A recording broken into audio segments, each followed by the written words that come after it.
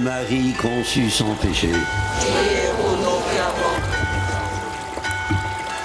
Frères et sœurs, ce soir-là, on était en décembre 1952, un épais brouillard s'est abattu sur Londres.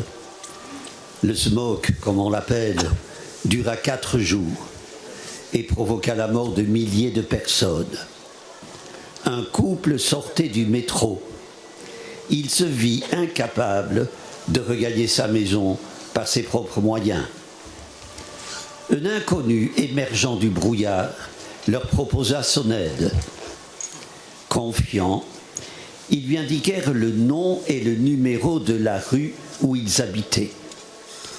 Et sans la moindre hésitation, l'inconnu les conduisit à bon port.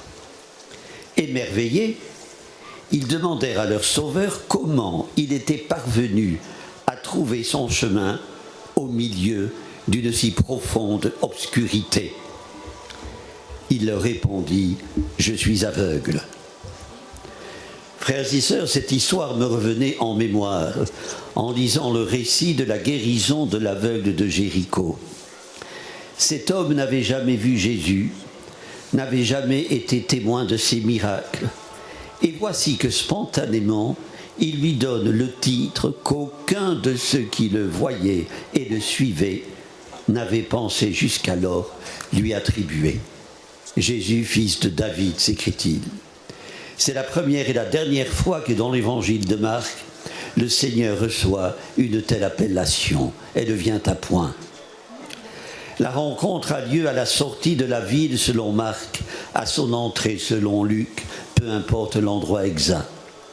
Jéricho, oasis prospère au milieu d'une plaine dévorée par la chaleur, dernière étape des pèlerins en route vers Jérusalem, est une ville frontière, la première à avoir fait obstacle aux Hébreux dans leur marche vers la terre promise.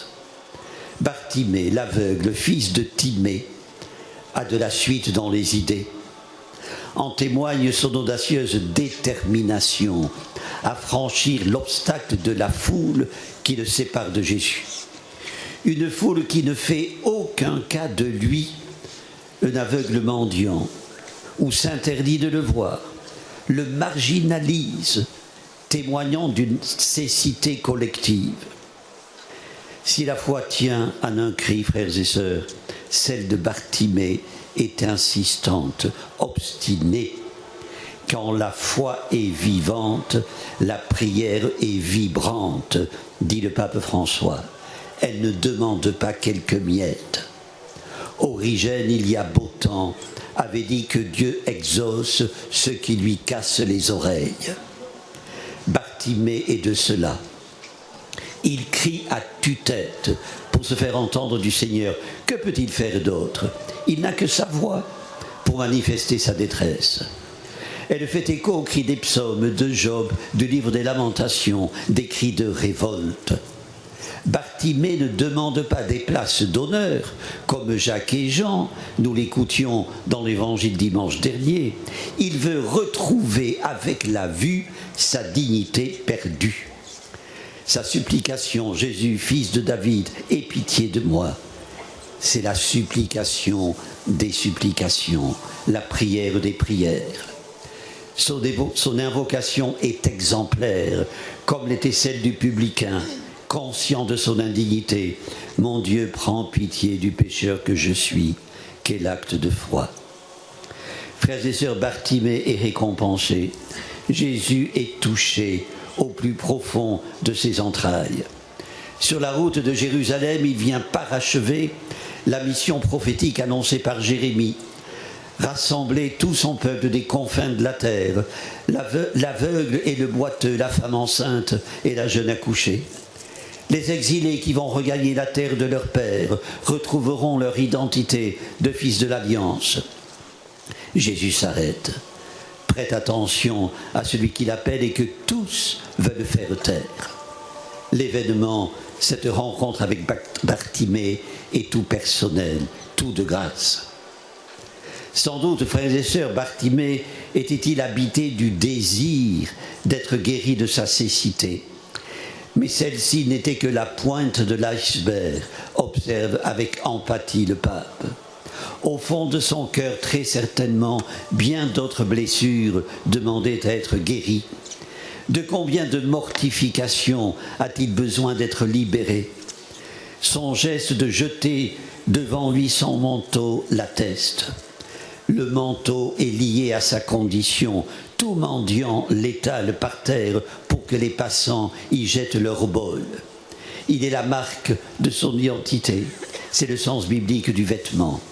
Bartimée, en le jetant devant lui, se dépouille de ce qui le désigne comme aveugle, condamné à mendier jusqu'à sa mort. Sans son manteau, il anticipe le miracle de celui qu'il n'appelle plus maintenant fils de David, mais Rabouni, un diminutif affectueux qu'il s'autorise à utiliser et qu'il introduit dans l'intimité de Jésus.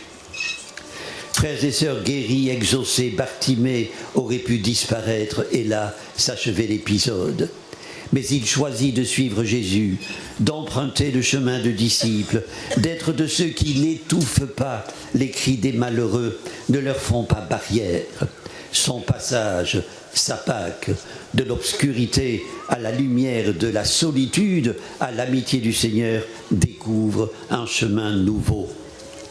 Frères et sœurs, laissons-nous inspirer par ce témoignage. Annoncer Jésus-Christ n'est pas facultatif, c'est une obligation. Sortons de nos cercles pour gagner ceux qui ne sont pas des nôtres et que Dieu cherche ardemment. Soyons attentifs aux cris de nos frères et sœurs qui montent de la foule. Laissons-nous déranger. Prenons le temps de les écouter. Le pape François appelle cette conduite l'apostolat de l'oreille. On pourrait dire aussi bien l'apostolat de l'œil, car annoncer Jésus-Christ, c'est redonner la lumière aux yeux qui l'ont perdu, la lumière de Dieu, créateur de lumière.